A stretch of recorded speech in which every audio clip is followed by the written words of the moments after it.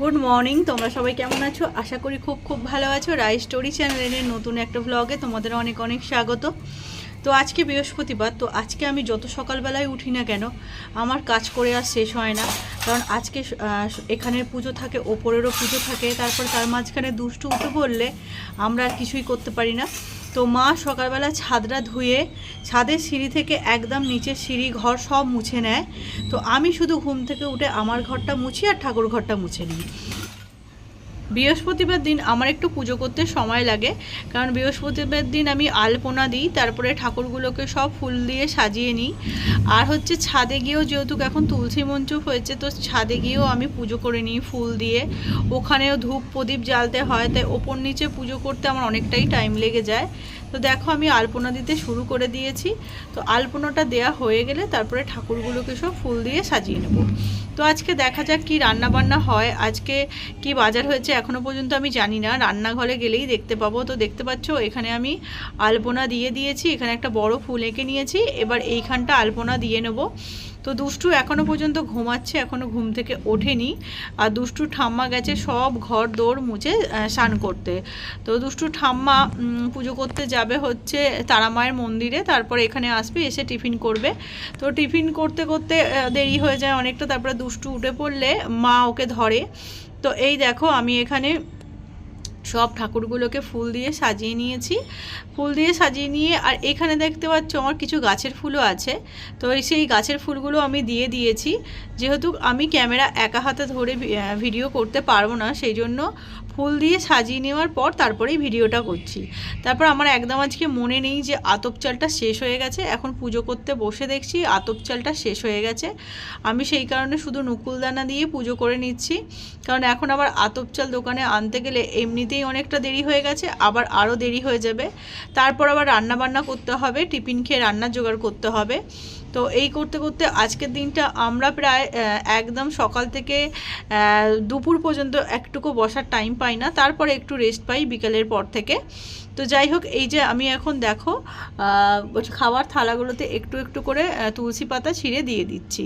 তো এই তুলসী পাতাটা আমি জানতাম না যে খাবার থালায় দিতে হয়। তো আমাদের একজন ভট্টাচার্য ব্রাহ্মণ বলেছিল যে ঠাকুরকে যে খাবারটা খেতে দেবে তাতে একটু তুলসী পাতা ছিঁড়ে, আর যে জলটা দেবে তাতেও একটু তুলসী পাতা ছিঁড়ে দেবে, তাহলে সেই খাবারগুলো নাকি অপদেবতাতে খায় না। তো সেই হিসেবেই আমি তুলসী পাতা ছিঁড়েই দিই। দেখেছো তোমরা, এটা আমি বিয়ের আগেই শুনেছিলাম আমাদের একটা ভট্টাচার্য ব্রাহ্মণের কাছে। তো আমার এখানের পুজো হয়ে গেছে, চলো এবার আমি ছাদে যাব। দেখো ছাদের জন্য আমি এখানে ধূপ ফুল আর এখানে দেখো প্রদীপে সলতে করে নিয়েছি তেল ঢেলে। এই দেখো আমি ছাদে চলে এসেছি, মা এখানে কাচাকুচি করে দিয়ে গেছে, আর আমিও ওখানে দুষ্টু জামা কাপড়গুলো ওদিকে কাচাকুচি করে দিয়ে দিয়েছি। সকালবেলা মা ছাদটা ধুয়ে দিয়ে গিয়েছিলো, আর আমি মন্দিরটা ধুয়ে একদম পরিষ্কার করে দিয়ে গেছি, আর বাসি ফুলগুলোও সব ফেলে দিয়ে গেছি। এবার আমি মন্দিরটা ভালো করে ফুল দিয়ে সাজিয়ে নেব, সাজিয়ে নিয়ে তারপরে ধূপ আর প্রদীপটা জ্বেলে দেবো। তো এখানে হাওয়া দিচ্ছে ছাদে প্রচুর, আমি দেখতে পাচ্ছ এক হাতে ধরে ক্যামেরা ভিডিও করছি, না হলে তো ভিডিও করা যাবে না। তো আমার বর তো ভিডিও করতে পারে না, কারণ ও কাজ করে। তো যখন সময় পায় তখন ও ভিডিও একটু করে দেয়, আমাকে হেল্প করে দেয়, কিন্তু ম্যাক্সিমাম টাইমটাই আমাকেই ভিডিওটা নিজে হাতে ধরেই করতে হয়। তো তোমাদের জন্য আমি অনেক কষ্ট করেই ভিডিও বানাই, তোমরা আশা করি আমার ভিডিও তোমাদের ভালো লাগবে। তো দেখতে পাচ্ছ আমি কি সুন্দর করে তুলসী মঞ্চটা ফুল দিয়ে সাজিয়ে নিয়েছি, আর গাছেও দেখলাম একটা কলকে ফুল হয়েছিল, সেটাও আমি দিয়ে দিয়েছি। দেখো তুলসী গাছটা বর্ষাকাল বলে কি সুন্দর করে ধরে গেছে, পুরো পাতাগুলো সবুজ হয়ে গেছে, অনেক ডালপালা বেরিয়ে বেশ ঝাড় হয়ে গেছে তুলসী গাছটা। যাই হোক, আমি অনেক চেষ্টা করে প্রদীপটা জ্বালাচ্ছি, আর বারবার হাওয়াতে নিভে যাচ্ছে। দেখো আবার প্রদীপটা নিভে গেছে। তো আমার ছাদের পুজো হয়ে গেছে। তো চলো এবার নিচে যাব, নিচে গিয়ে দেখি আজকে কি রান্না বান্না হবে। আগে আমি টিফিনটা খেয়ে নেব, তারপরে গিয়ে রান্নার জোগাড় করব।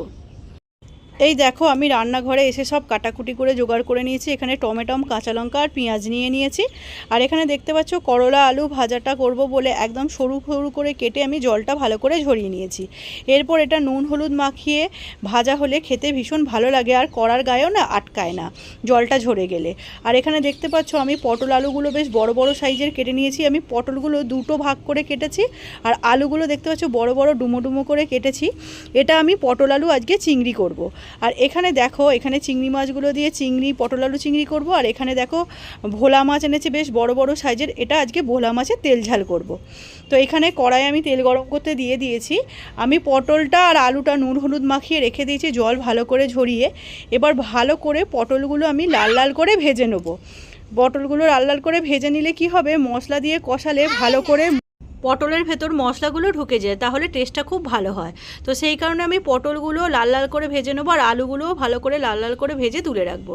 তারপরে মশলা দিয়ে কষানোর পর চিংড়ি মাছ ভাজাগুলো দিয়ে আর পটল আলুটা দিয়ে আমি এইভাবেই পটল চিংড়িটা রান্না করি, তাতে টেস্টটা খুব ভালো হয়। আর আজকে করে নেবো বললাম তোমাদেরকে যে ওই ভোলা মাছটা তেল ঝাল। দেখতে পাচ্ছ আমি ছাঁকা তেলে একদম লাল লাল করে আলু আর পটলটা ভেজে রেখে দিয়েছি, তুলে রেখে দিয়েছি। এবার এই মাছগুলো ভেজে নেবো। মাছগুলো কিন্তু হালকা করে আমি এপিট করে ভাজবো। তো এপিট করে হালকা করে ভাজলে মাছগুলো, কড়া করে ভাজলে কি হয় শক্ত হয়ে যায়, হালকা করে এপিট করে ভাজলে মাছগুলো নরম থাকে আর মশলাটাও খুব ভালোভাবে ঢোকে। তো এটা আমি তেল ঝাল করব। আর এইগুলো এই রান্না করতে করতেই তোমাদেরকে আমি বলি, তোমাদেরকে অনেক অনেক অনেক অনেক ধন্যবাদ আর ভালোবাসা তোমাদেরকে অনেক আমাদের চ্যানেলের পক্ষ থেকে। তোমাদের ভালোবাসায় কাল রাতে আমার 2K সাবস্ক্রাইবার পূরণ হয়েছে, সম্পূর্ণ তোমাদের ভালোবাসাতে। তো এই দেখো দেখতে পাচ্ছ এখানে আমার হয়ে গেছে ভোলা মাছের তেল ঝাল। এখন আমি কড়াতে তেল দিয়ে দিয়েছি, এতে চিংড়ি মাছগুলো হালকা করে ভেজে তুলে রাখবো। তো চিংড়ি মাছও না খুব যদি ভাজি তাহলে কি হয়, চিংড়ি মাছও শক্ত হয়ে যায়। তো এবার আমি করে নেবো পটল আলু চিংড়িটা। এই দেখো আমরা বিকালবেলা ঘুম থেকে উঠে দুষ্টু আর আমি ছাদে চলে এসেছি। তো এইখানে এই দেখো দুষ্টু, দেখো এইখানে এই যে ঘুরছে ছাদে। ও বিকালবেলা ঘুম থেকে উঠেই খাওয়া দাওয়া করে একটু ছাদে চলে আসে, ছাদে এসে একটু খেলে। তো ওর বলটা আমি আনতে ভুলে গেছি, ও বলটা নিয়ে খেলে আর ওর দুষ্টুর যে পুতুলগুলো আছে সেগুলো নিয়ে এসে খেলে। তো তোমাদেরকে অনেক অনেক ধন্যবাদ, অনেক অনেক ভালোবাসা আমাকে দেওয়ার জন্য। কারণ আমাদের কালকে রাত্রিবেলা 2K সাবস্ক্রাইবার পূর্ণ হয়েছে তোমাদের ভালোবাসাতে আর ঈশ্বরের আশীর্বাদে।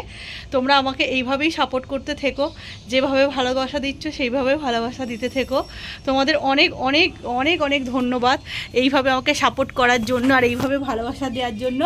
আর এই যে দুষ্টু, একটু থ্যাংক ইউ বলে দাও তো, সবাইকে থ্যাংক ইউ বলে দাও, বলো থ্যাংক ইউ। বলবে না? বলো না, বলো থ্যাংক ইউ বলে দাও। দুষ্টু এইমাত্র ঘুম থেকে উঠে এসেছে, ওই জন্য একটু লজ্জা পাচ্ছে, থ্যাংক ইউ বলছে না। তুমি থ্যাংক ইউ বলবে না? এদিকে লজ্জা পাচ্ছে।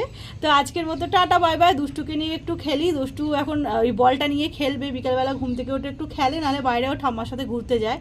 তো আজকে বললো ঘুম থেকে উঠে মা আমি একটু ছাদে যাব, ছাদে গিয়ে বল নিয়ে খেলবো। আমি বললাম চল তাহলে ছাদে চল, ছাদে গিয়ে বল নিয়ে একটু খেল। তো আজকের মতো টাটা বাই বাই। নেক্সট ভিডিওতে তোমাদের সঙ্গে আবার দেখা হবে। তোমরা সবাই ভালো থেকো, সুস্থ থেকো আর এইভাবেই আমাকে সাপোর্ট করতে থেকো। আজকের মতো টাটা বাই বাই।